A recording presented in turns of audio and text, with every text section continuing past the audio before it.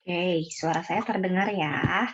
Ya, selamat sore adik-adik semua. Salam sejahtera bagi kita semua. Semoga selalu dalam keadaan sehat walafiat tanpa kekurangan satu apapun ya. Selamat sore saya ucapkan kepada Salsa, Aira, ada Kevin juga, Serafina Livia, halo. Ada Kania, Muhammad Adwi Julianto, Mikail, selamat sore. Ada Aditya juga. Ada Karen, ada Mika, Sofia, dan juga Sofia. Ya, selamat sore semuanya. Selamat menjelang akhir pekan. Masih tetap les, tetap bimbel melalui virtual meeting ya. Semoga sore dan usahanya itu berbuah hasil. Oke, amin. Ya, apa kabar semuanya?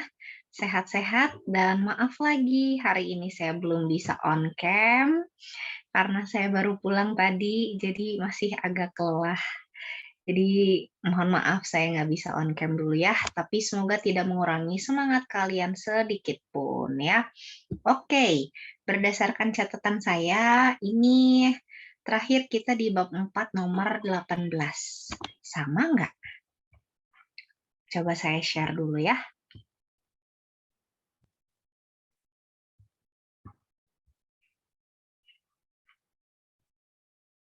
Oke, terima kasih responnya. Sama ya, berarti nomor 18 ya, terakhir itu. 18.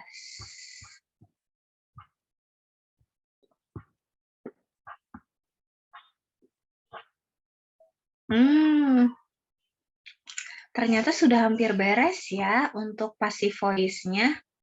Terakhir sampai nomor 18. Oke, kalau gitu mungkin kalau kalian masih nyimpen catatan yang kemarin ya, tentang passive voice khususnya untuk yang present, itu boleh mungkin sambil dibuka-buka juga.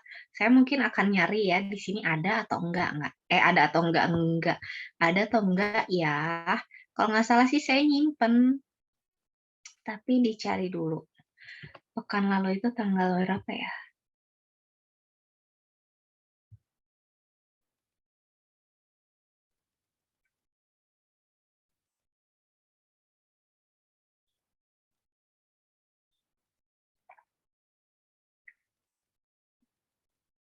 Oh, ada nih ternyata.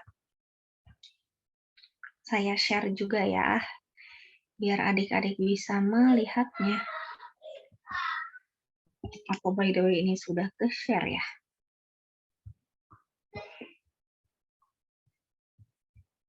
Ini dia.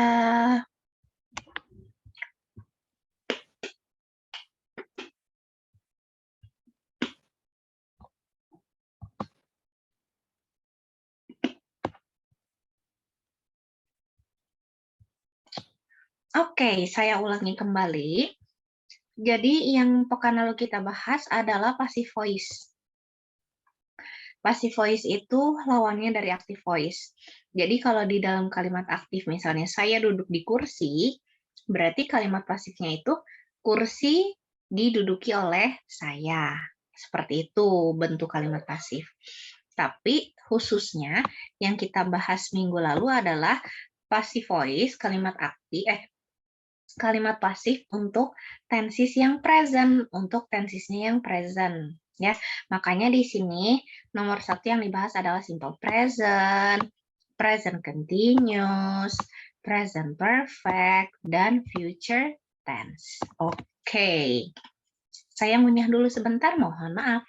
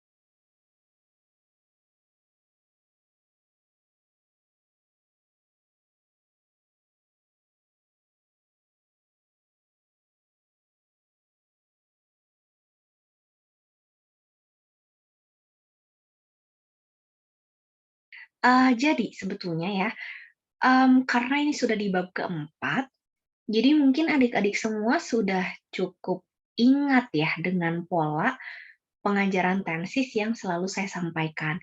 Jadi kalau setiap tensis itu core-nya saya ingatkan kembali ya, core-nya itu pasti ada dua. Yang ke satu present, yang satunya lagi past. Nah, ini pasti kayak begitu tuh polanya, selalu past present. Karena inti dari tensis itu ya cuma ada dua, ada present dan past. Hanya itu saja. Nah, kemudian untuk yang kalian lihat di sini ada simple, ada yang continuous, ada yang perfect continuous. Ini semua cuman cabangnya aja. Ini cuman apa ya? Cabang itu ya cabang-cabang, cuma penjelasannya saja. Cuman ya cabang lah pokoknya.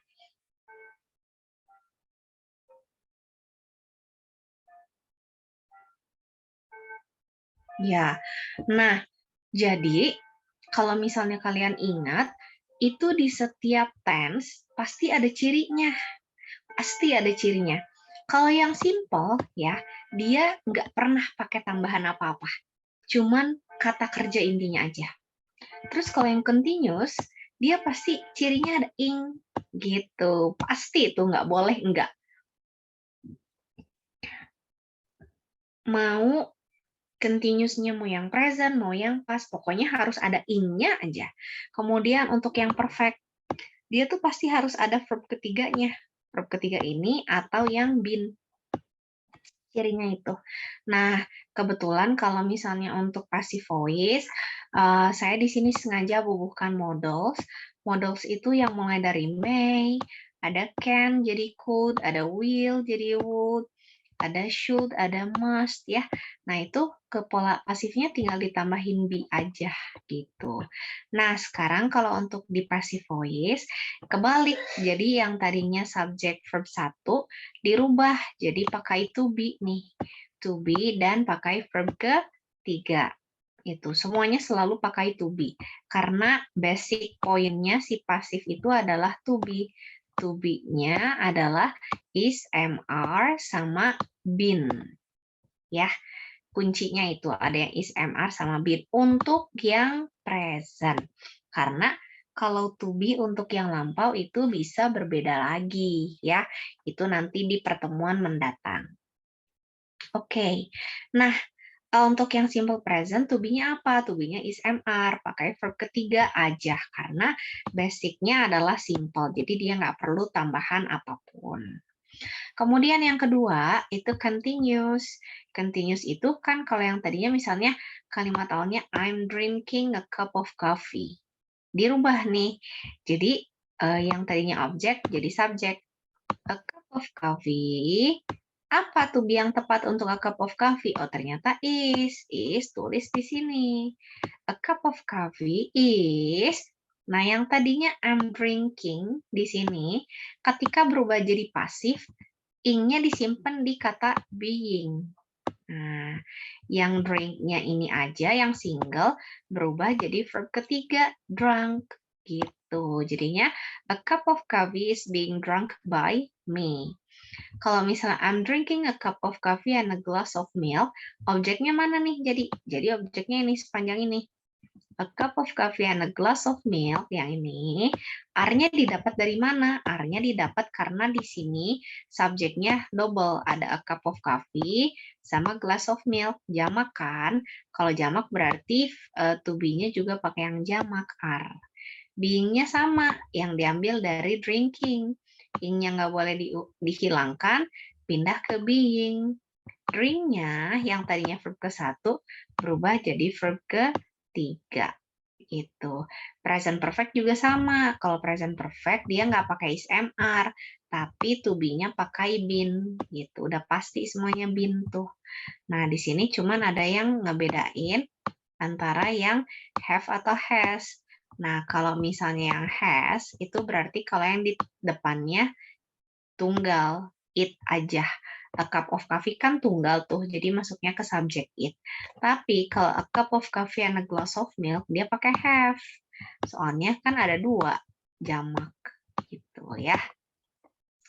Kalau untuk yang future atau yang modals, ini tinggal ditambahin be aja. Yang tadinya misalnya, I may drink a cup of coffee. Jadinya kalau bentuk pasif, a cup of coffee may. Gak usah ada yang dirubah tuh. Be drunk. Tetap ya, yang tadinya verb 1 berubah jadi verb ketiga. Drunk by me. Seperti itu. Ini udah di-share kan ya, by the way? Sudah saya share kah? Kalau belum, nanti saya share ulang, tapi ingetin aja ya. Berikutnya kita akan coba langsung jawab nomor berapa nih? 19 ya. Tapi saya mau buat dulu di boardnya. Jadi mohon ditunggu adik-adik semua.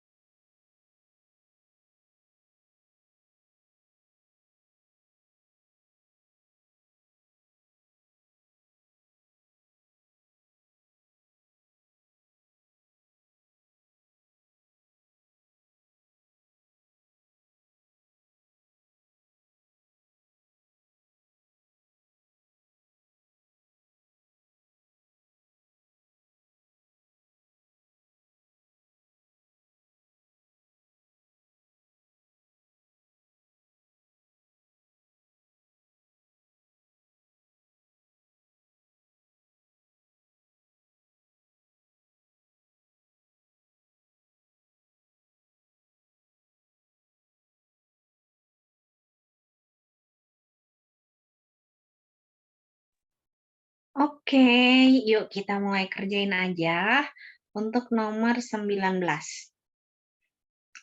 The production, aduh kalangan. The production process of exported tea and coffee, bla bla bla bla bla bla. Produksi proses pengeksporan teh dan kopi, kata kuncinya adalah monitor. Berarti perlu memonitor atau perlu dimonitor? Pasti yang cocok itu adalah perlu dimonitor ya. Untuk itu kita butuh pola kalimat pasif. Proses produksi pengeksporan teh dan kopi perlu dimonitor. Oke, pertama kita tentuin dulu apa ya, kata bantunya apa? Is, am, atau are. Nah, di sini kita cari dulu, kita cari subjeknya. Subjeknya apa? Subjeknya itu sepanjang ini.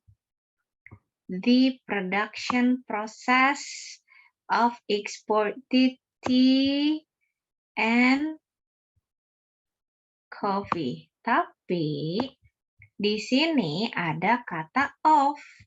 Di sini ada kata of. Nah, kalau ada kata of, kita cukup lihat atau notice ke bagian the production prosesnya aja. Proses produksi masuknya tunggal atau jamak? Masuknya tunggal. Jadi dia disebutnya it. Kalau it itu pasti pakai is, ya.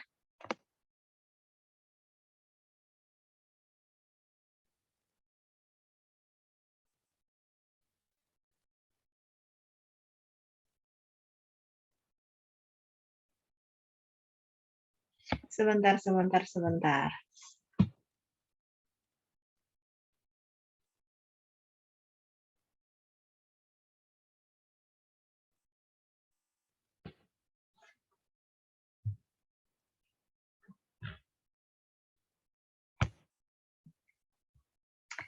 Berarti memerlukan, kalau misalnya dibutuhkan di monitor, ini salah. Are needed itu dibutuhkan di monitor, salah. Kemudian diperlukan memonitor juga salah. Mungkin ini maksudnya perlu memonitor ya. Proses produksi ekspor teh dan kopi itu perlu memonitor. Sepertinya itu. Jadi, kalau kita lihat di sini, ini sudah betul. Jadi, kita merujuk subjeknya itu hanya yang depannya aja. Production process. Production process itu kan tunggal ya, satu. Berarti di kata kerja yang kita pilih itu harus ada akhiran S. Nah, ini udah benar nih. Antara needs to be monitoring dengan needs monitor. Kenapa bukan yang needs monitoring? Karena kalau yang needs to be monitoring, kalau to be, setelah to be itu harusnya di sini tuh pakainya id. Gitu. Aduh susah. Harusnya id.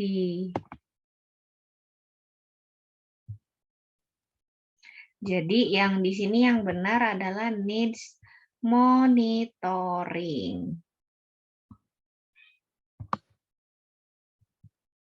Oke, berikutnya nomor 20.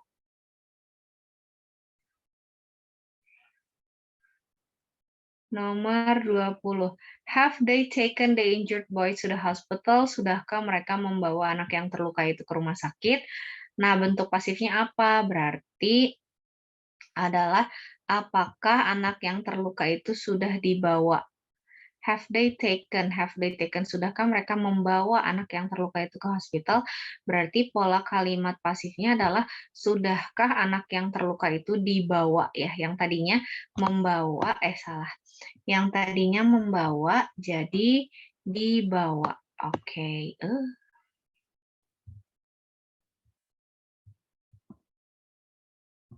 Berarti pola yang kita butuhkan adalah di sini yang dirubah taken-nya ya. Verb ketiganya jadi harus pakai pola pasif. Berarti kalau pola pasif itu kita lihat ke yang mau dibawa kan anaknya ya. Sudahkah anak yang terluka itu? Berarti kira-kira pengkotretannya akan seperti ini. The injured boy taken by them ya. Nah, karena di sini pakai the injured boy-nya itu tunggal, berarti di sini kita pakainya has. Has the injured boy been? Pakai been karena dia polanya present perfect. Jadi harus ada has dan harus ada been-nya. Mana yang sama? Has the injured boy been taken by them? Nah, itu dia sama. Udah deh, berarti yang benarnya adalah yang has the injured boy been taken by them? Oke. Berikutnya 21. Oh, this working room looks different and beautiful. Sudahkah dia mendesain atau sudahkah itu didesain? Ruangan kan didesain ya, bukan mendesain. Jadi, sudahkah ruangan itu didesain sejak saya terakhir kali datang ke sini? Oke. Nah, di sini ada clue ya. Di sini ada clue penanda waktu yaitu since. Oke, penanda waktunya since sejak. Kalau sejak itu kita pakai tenses apa? Kalau ada sejak itu berarti kita pakai pola present perfect. Silahkan dilihat lagi catatan-catatan yang terdahulunya. Kalau present perfect ada time signal, ada since, ada for, ada after, ada before. Berarti dia pakai pola have, has, atau has ya. Has verb ketiga. Oke. Seperti ini ya. Ya udah deh, berarti tinggal pakai yang have has cuma ada satu ya. Has it been designed? Udah ketemu langsung karena ada since di sininya. Kalau ada since dia pakai pola ini nih yang have has verb ketiga. Oke. Berikutnya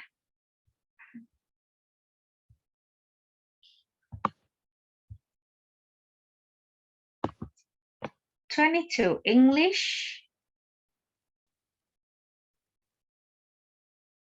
English and mathematics, blah, blah, blah, by the students in the library now. Okay, so we have to find out the time signal first. Kita temukan dulu penanda waktunya. Penanda waktunya ada kata now. Nah, berarti kalau now, itu kita pakai tenses apa? Kalau yang ada now, berarti pakainya present continuous. Ya, present continuous, polanya apa? Ada is sama are. Pakai being, pakai verb ketiga. Gitu. 3 deng, kok 33. Berarti mana nih? English and Mathematics masuknya ke tunggal atau jamak? Di sini. English and Mathematics berarti jamak ya. Kalau jamak berarti kita pakainya yang are. Oke, pakai tambahin being, are being. Verb 3-nya discussed. Udah ketemu ya. Are being discussed. Berarti yang A. Sampai sini dulu. Adakah yang mau ditanyakan? Silahkan. Barangkali ada yang mau ditanyakan atau perlu diulang. Kak, ini kenapa ya nomor yang tadi kok isinya ini? Apakah boleh diulang? Silahkan.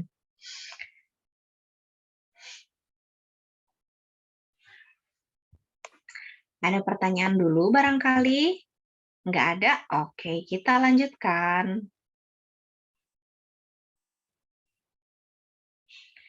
23. The main hall and lobby bla bla bla by the workers since an hour ago. Nah, di sini kita tanpa mikir panjang, ketika sudah ada kata by, sudah pasti kalimat yang dipakai adalah pola kalimat pasif di sini. Pasti ya.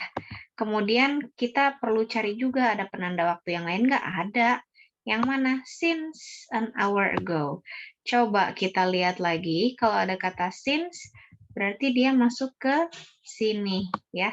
Since berarti pakainya present perfect. Kalau present perfect itu yang mana? Yang ada have, has, sama verb ketiga. Oh, ya ampun banyak ya yang have, has, verb 3. Berarti yang bukan kita coret deh. Oke, ini bukan ya.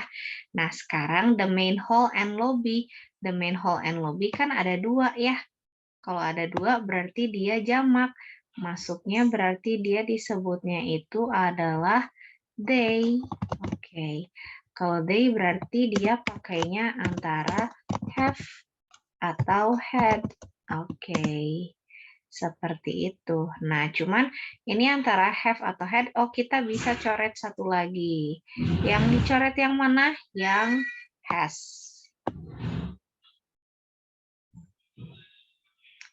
Berarti tinggal sisa dua. Aduh, pakainya yang had atau yang have ya. Kita lihat dari penanda waktunya di sini. Sejak 1 jam lalu. Berarti ini sudah lewat. Kalau sudah lewat berarti pakainya yang had gitu. Kalau misalnya masih berlangsung, misalnya since an hour aja. Sejak 1 jam. Tadi misalnya sejak 1 jam, berarti yang kita pakainya have been. Tapi kalau since an hour ago, berarti itu udah lewat ya, udah selesai. Makanya kita akan pakai yang had been decorated. Kayaknya tadi bukan pakai yang ini ya. Nah, yang ini had been decorated. Oke. Berikutnya 24. The swimming pool bla bla bla right now. Oke.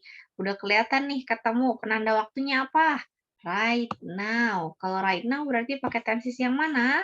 Yang present continuous. Oke, yang ini betul. Tinggal kita lihat the swimming pool-nya.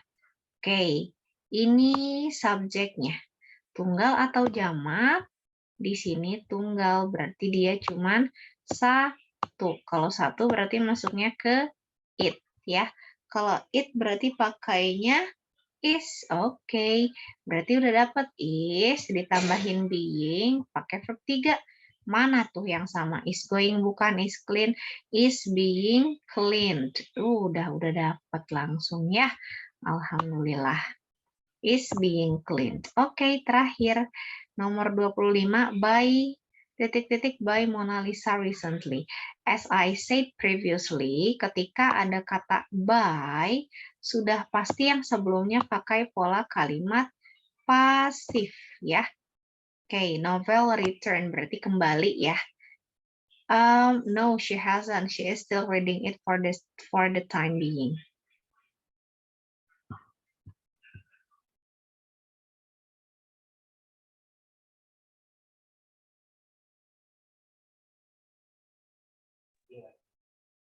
Oke.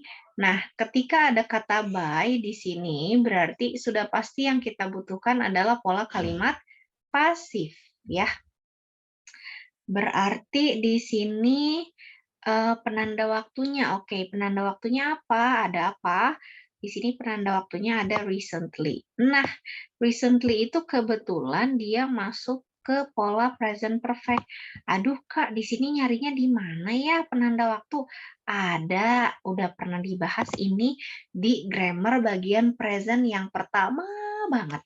Mungkin kalau kalian nge-SS, bisa sambil dibuka, diulas-ulas lagi ya.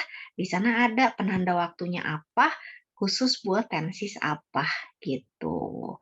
Recently berarti pakainya present perfect, pakai have has sama verb ketiga. Berarti mana nih?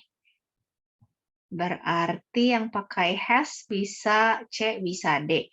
Tapi kalau ada by-nya udah pasti kita pakai polanya pasif.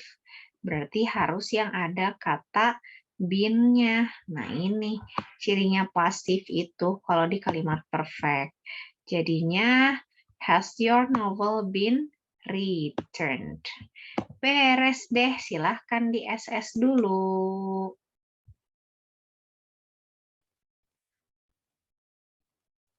Apakah ada yang mau ditanyakan? Silahkan. Barangkali ada yang mau ditanyakan dulu atau ingin diulang? Boleh. Oke. Kalau tidak ada berarti kita akan lanjut ke unit berikutnya ya.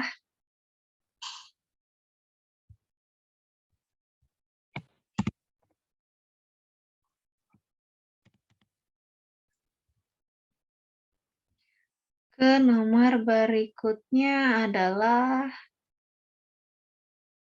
belum muncul.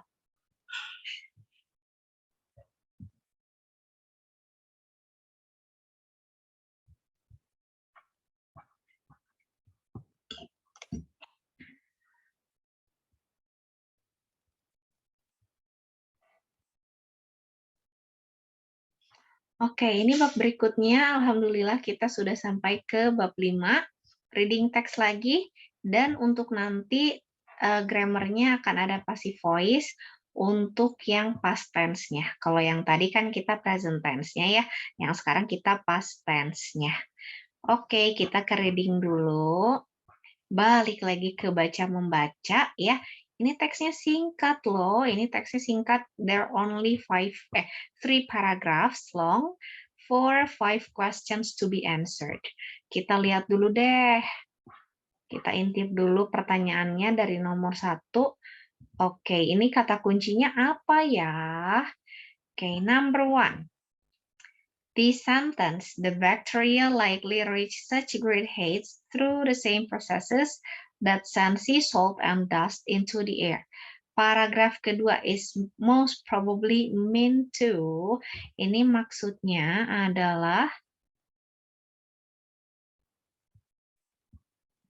the sentence means. Maksudnya lebih mirip ke restatement. Lebih mirip ke restatement. Ya. Oke. Nomor 2, the following pairs of associated words are relevant with the idea on how bacteria in the air are linked to the formation of ice droplet described in the passage except. Berarti menggambarkan analogi yang tepat antara how bacteria link to the formation of ice droplet. Oke, kecuali. Nomor 3, it is assumed that bacteria in the atmosphere, asumsi katanya ya. Nomor 4, poin yang disebutkan di paragraf ketiga, explain bahwa apa. Oke. Nomor 5, udah tahu deh ya, kata condense itu maksudnya apa. Oke, kita akan baca dulu teksnya. Buat kalian, silahkan dibaca dulu ya. Kita read silent dulu. Oke, read silent dulu teks ini selama kurang lebih 2 menit ya. Silahkan. Kita baca dulu masing-masing.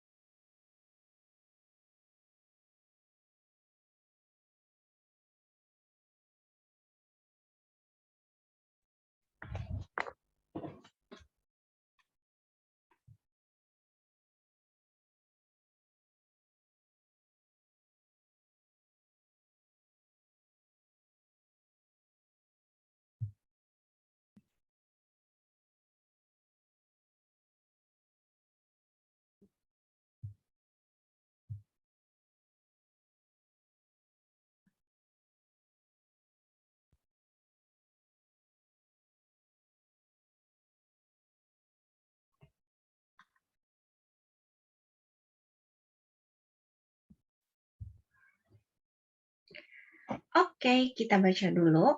Vast population of microbes live between 4 and 6 miles above the Earth's surface in an atmospheric zone considered at best a pretty unpleasant location for life. They might be living at those altitudes and visiting on carbon compounds that help warm the planet, or perhaps they were launched up there by air currents according to a new study. Berbagai macam populasi yang berubah, seperti mikroba yang tinggal sekitar 4-6 mili di atas lapisan permukaan bumi, di zona atmosfer ini, adalah lokasi yang paling tidak baik, yang tidak mengenakan untuk hidup. They might be living, dan mereka sangat memungkinkan untuk hidup di ketinggian seperti itu dan hidup dalam lingkup karbon yang sebetulnya membantu planet ini tetap hangat, atau juga mungkin mereka bisa ada di butiran-butiran udara belakangan ini berdasarkan penelitian yang baru. Researchers found 17 different bacterial taxa. On average, 20% of the small particles in the upper atmosphere are living bacterial cells. Bacteria greatly outnumber fungi in the atmosphere. The bugs in the air seem to mirror the type of bugs on the surface. When the aircraft flew over the ocean, the filters caught marine bacteria, and when they were over land, they found terrestrial microbes. The bacteria likely reach such great heights through the same processes that send sea salt and dust into the air. Nah, para peneliti ternyata menemukan ada 17 jenis bakteria berbeda. Rata-rata 20% dari partikel kecil itu tinggal di atas atmosfer sebagai sel bakteria yang hidup. Sejumlah bakteria seperti fungi atau jamur, dia ada di atmosfer, dan bugs yang ada di udara ini sangat sejenis dengan jenis yang ada atau sering kita temukan di daratan. Saat aircraft atau misalnya saat pesawat udara terbang di atas lautan, filternya bisa menangkap si bakteria laut, dan ketika mereka mau hampir mendarat, mereka bisa menemukan mikroba terrestrial yang ada di sekitarnya. Bakteria seperti ini biasanya bisa mencapai ke ketinggian tertentu dengan proses yang sama halnya seperti sea salt dan debu di air. Nah, ini yang ditanyakan juga ya. Jadi, apa sih makna dari such a great haste through the same processes? Seperti halnya proses yang sama dengan sea salt and dust in the air.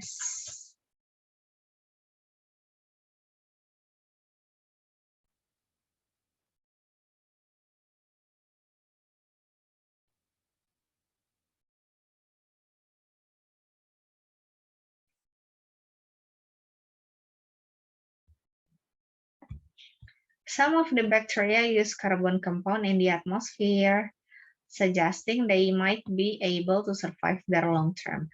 What is especially interesting about this is the potential impact microscopic creatures may have on our weather.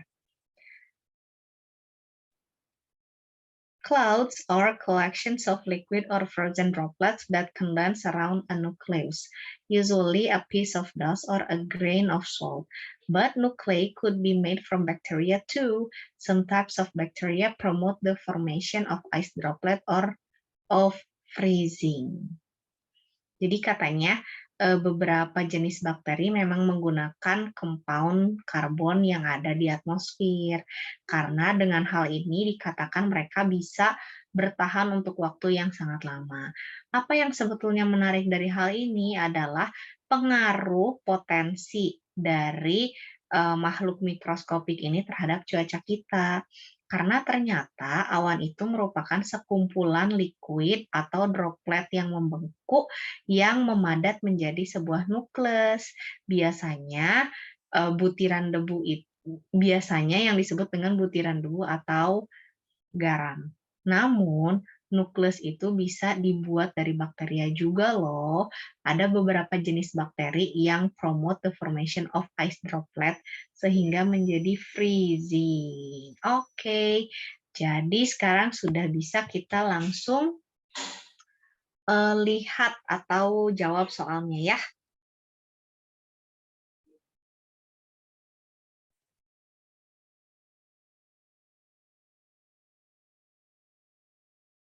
Jadi kata-kata ini nih, bacteria likely reach such great height through the same process that sends sea salt and dust into the air. Nah, ini ya yang tadi ya. Jadi maksudnya tuh apa gitu. Ini tuh menjelaskan maksudnya betapa si proses ini, si bakteria bisa mencapai ke ketinggian tertentu itu kan karena saking ringannya ya.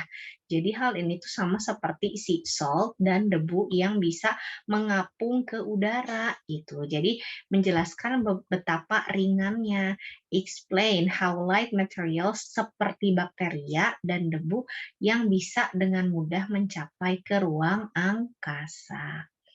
Gitu. Jadi sebetulnya dia tuh menjelaskan betapa ringannya ya, kok ringan banget gitu. Nah, seperti itu ya. Salah.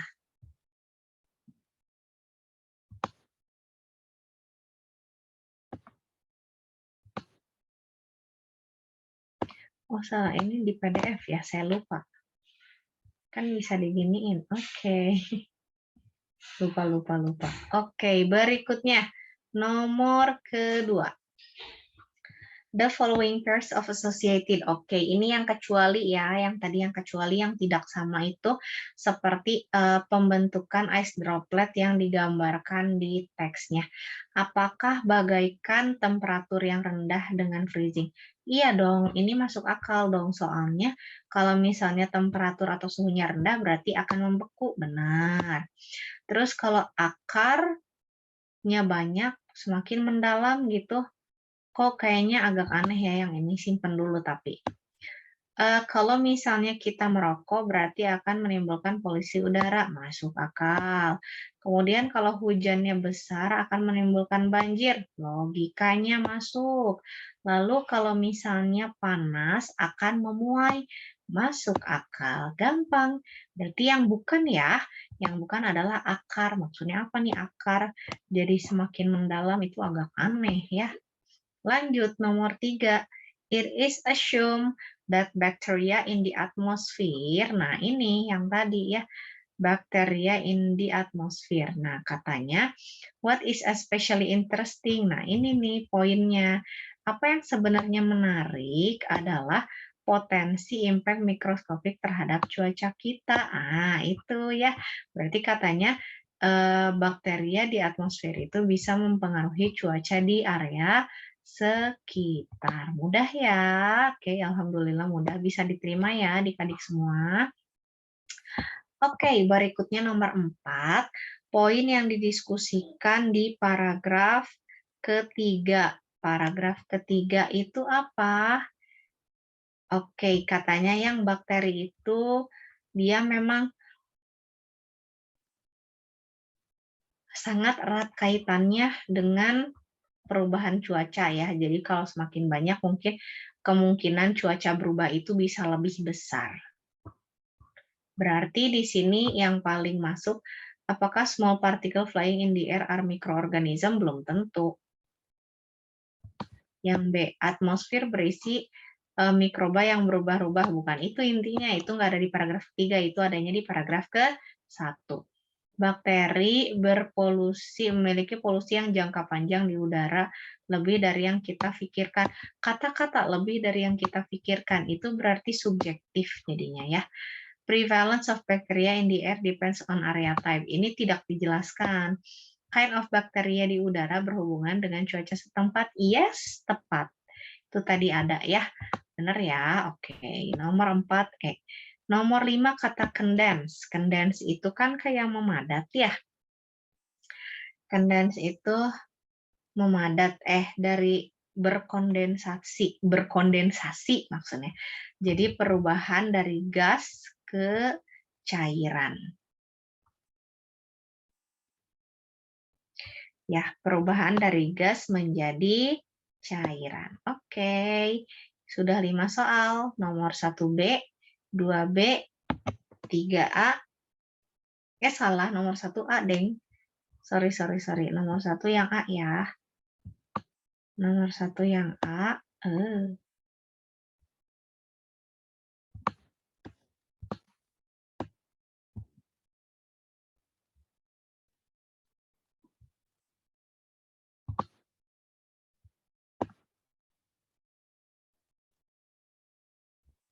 Nomor 1A, nomor 2B, nomor 3A, nomor 4-nya E, nomor 5-nya C.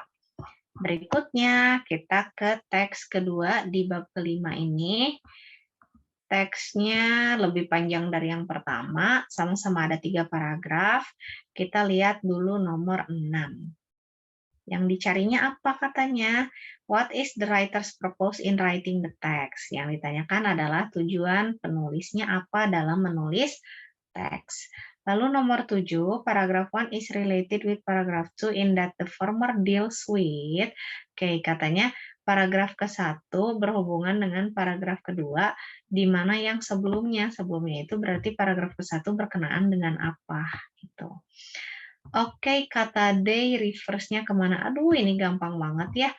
Jadi bisa langsung lihat aja ke situ. Nomor 9, which of the following statement is relevant to the information in paragraph 3? Author attitude, dia muncul lagi sih soal langganan ya. Author attitude berarti yang ditanyakan ada apa aja? Tujuan penulis, hubungan paragraf 1 dan paragraf kedua, paragraf satunya isinya kayak gimana, terus referring kata they di paragraf ketiga, lalu banyak banget ini paragraf ketiga ya. Yuk kita baca dulu. Kita baca masing-masing dalam hati ya. Oke, silahkan kurang lebih 2 menit dari sekarang.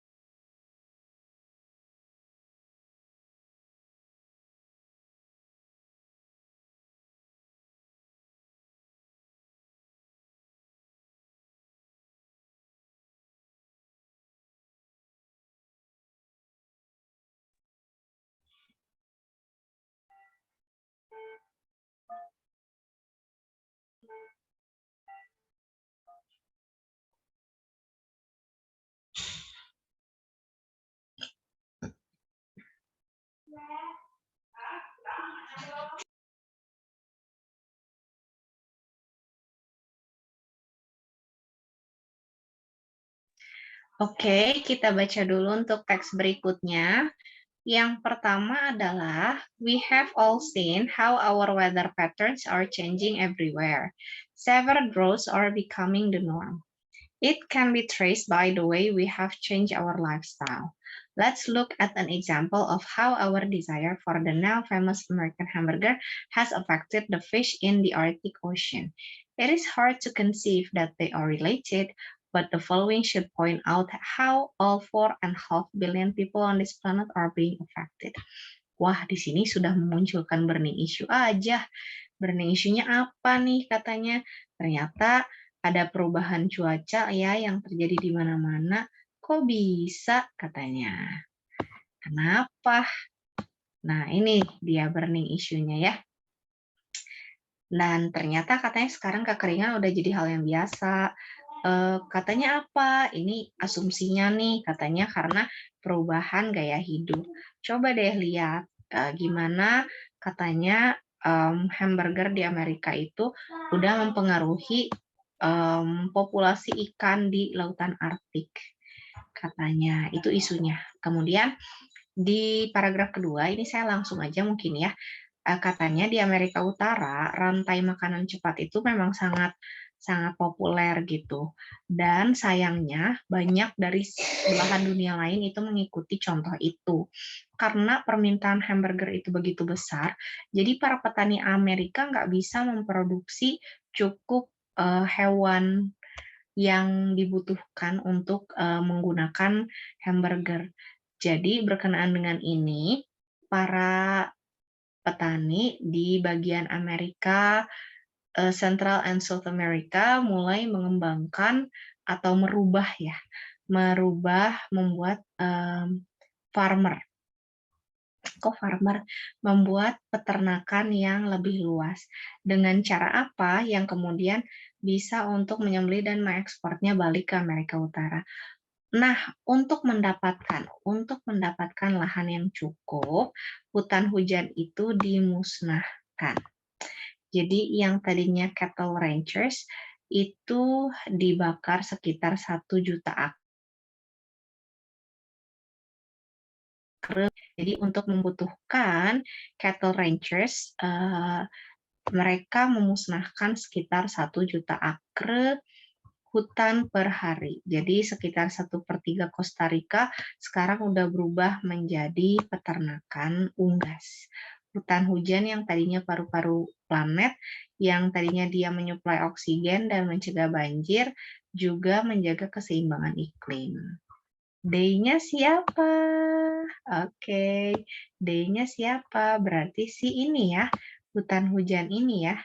Hutan hujan yang merecycle dan mempurify air. Yang terpenting adalah mereka merupakan rumah bagi ribuan para burung yang bermigrasi yang tadinya udah kembali dari North America dan Kanada selama musim winter. Namun sebelum mereka kembali, ternyata rumah mereka sudah dimusnahkan dan pada akhirnya mereka mati. Setiap tahun ada sekitar 1.000 spesies yang musnah. Burung-burung ini nggak bisa kembali pulang ke US atau Kanada. Oleh karenanya, keseimbangan ekosistem ini mulai terganggu. Namun, pemerintah juga memiliki rencana alternatif untuk tetap menyeimbangkan populasi serangga. Namun, mereka sanksi dan menyetujui produksinya lebih dan lebih banyak. Mereka sanksi dan setuju untuk memproduksi lebih banyak bahan kimia. Dan kemana sih bahan kimia ini berakhir? Mereka pergi ke aliran air. Dan ketika aliran air ini berhulu di lautan Arktik dan Antartik, mereka akan mengontaminasi ikan-ikan yang ada di dalamnya. Karena ikan halnya seperti magnet, mereka memiliki kemampuan bawaan untuk mengattract si bahan kimia ini. Gitu. Jadi kalau ditanyakan tujuannya nih apa gitu, tujuan si penulis untuk menyampaikan ini, rasanya dia ingin menyampaikan ada nih, katanya kan ada ketidakseimbangan ekosistem ya pada intinya gitu. Kenapa keseimbangan ekosistem itu bisa terganggu? Oh, ternyata karena ada perubahan gaya hidup gitu, yang mana itu harus kita jaga sebetulnya. Jadi apa? Tujuannya adalah apakah A, to show that rainforest can purify our water? Bukan. Kemudian apakah untuk mengargumentasi bahwa permasalahan ekosistem ini memang berkenaan dengan konsumsi makanan? Ternyata betul ya. Jadi karena dibutuhkan konsumsi protein hewani yang cukup besar untuk memenuhi request rantai makanan dari para penduduk di Amerika Utara sana, makanya hal tersebut jadi mengakibatkan ekosistem terganggu. Yang B tepat ya. Nomor 7. Yang mana sebelumnya berkenaan dengan awalnya apa sih? Oke, maksudnya ini adalah awalnya si paragraf 1 nyeritain apa, terus paragraf keduanya nyeritain apa. Kalau di paragraf ke-1 ini katanya ada isunya itu perubahan cuaca yang dikarenakan perubahan gaya hidup. Oke, perubahan gaya hidupnya kayak gimana? Ternyata perubahan gaya hidupnya di sini nyambungnya sama fast food chains yang sangat populer dengan makanan ya. Oke, berarti di sana ada perubahan gaya hidup, kemudian diikuti dengan impact-nya terhadap si cuaca gitu. Ya karena banyak hutan hujan yang sudah dimusnahkan. Berarti apakah perubahan hutan menjadi cattle raising? Nah ini nggak benar, karena si perubahan hutan menjadi cattle raising ini adanya di paragraf kedua, bukan paragraf ke-1 gitu. Jadi opsi A nggak bisa dipilih. Yang B, pengembangan rantai makanan, kemudian fungsi hutan hujan. Salah. Food chain itu sudah ada di paragraf kedua ya. Kita yang ditanyakan ini paragraf ke-1-nya dulu. Yang C, perubahan gaya hidupnya benar. Kemudian diikuti dengan pengaruhnya terhadap pola cuaca. Betul. Berarti nomor 7 adalah yang C. Berikutnya nomor 8, kata day ya. Kata day. Betul ya, tadi kita sudah si D-nya apa nih? Nah, ini kata D-nya apa? Oh, berarti ini si hutan hujan. Mudah ya. Yang E. Oke, hutan hujan. Nomor 9.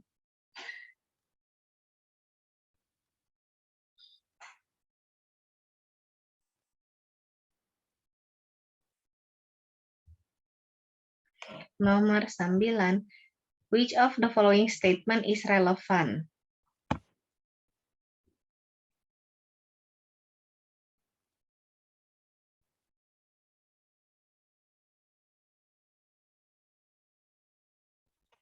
Yang relevan dengan isi di paragraf ketiga. Kita intip lagi. Paragraf ketiga ceritanya tentang apa? Si hutan hujan yang merecycle dan mempurify, memurnikan air. Yang terpenting adalah, kayak temanya di sini adalah hutan hujan sebagai tempat kembalinya. Oke, yang kalau insects disturb the balance of ecosystem, bukan itu permasalahannya. Yang B, banyak burung yang mati di musim dingin, karena itu adalah rumah mereka. Betul. Fish in the ocean can purify water, bukan itu masalahnya. Yang bisa mempurify water itu adalah hutan hujan, ya. Oke, kalau human lifestyle dibahasnya di paragraf ke-1. Berarti betul, yang nomor 9 itu adalah yang B. Berikutnya, over attitude. Gampang ini. Pertama, kita harus singkirkan dulu yang konotasinya negatif.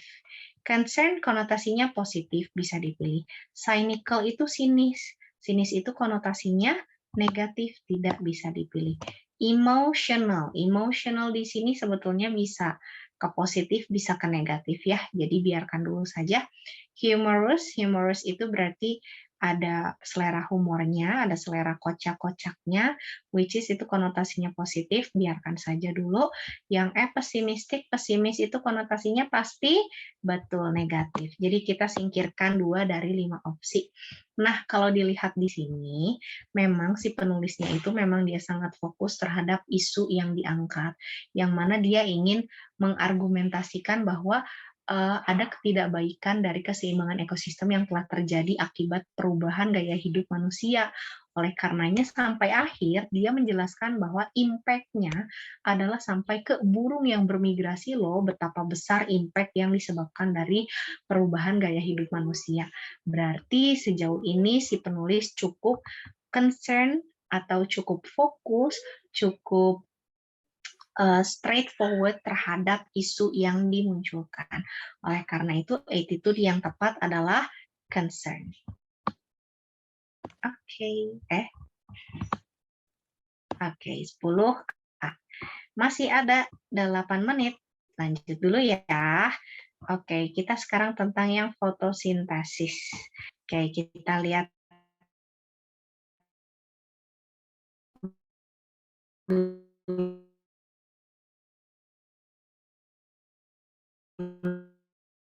yang ditanyakan adalah paragraf ini lihat pertanyaannya nomor 13. Teksnya indikasikan bahwa fotosintesis itu dilakukan di mana.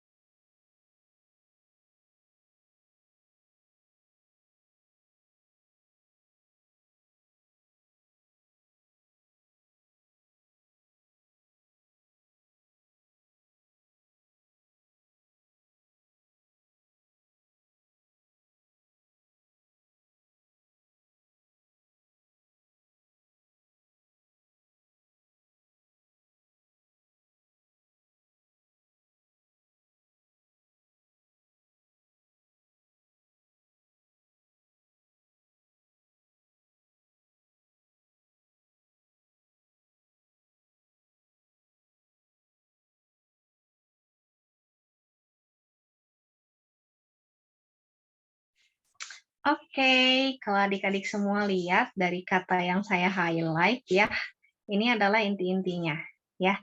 Karena waktunya sedikit lagi, kita percepat aja ya. Di paragraf ke-1, dia menjelaskan definisi fotosintesis yang merubah energi solar menjadi energi kimia dan menyimpannya di dalam ikatan gula.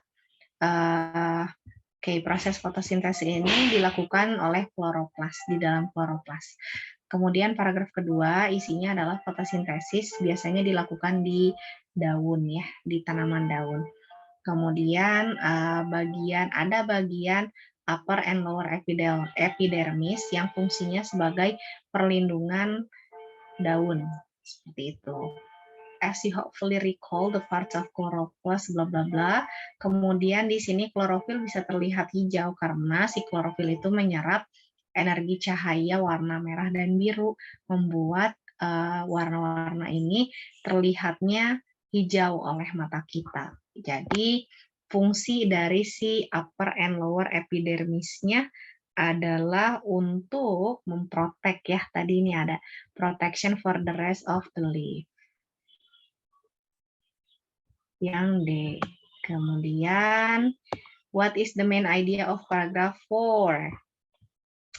Nah, ini berarti chlorophyll looks green because it absorbs, berarti untuk menyerap cahaya. Oke, udah ketemu klorofil memungkinkan fotosintesis untuk menyerap warna. Oke.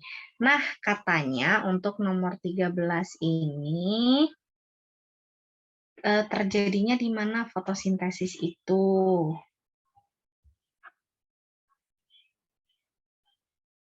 Ada di mana ya?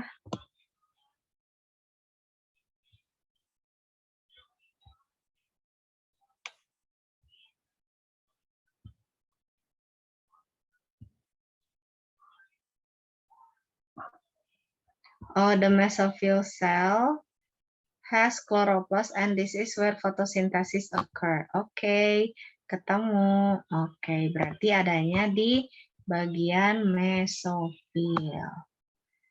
Berikutnya convert itu move, move itu berarti berubah, ya.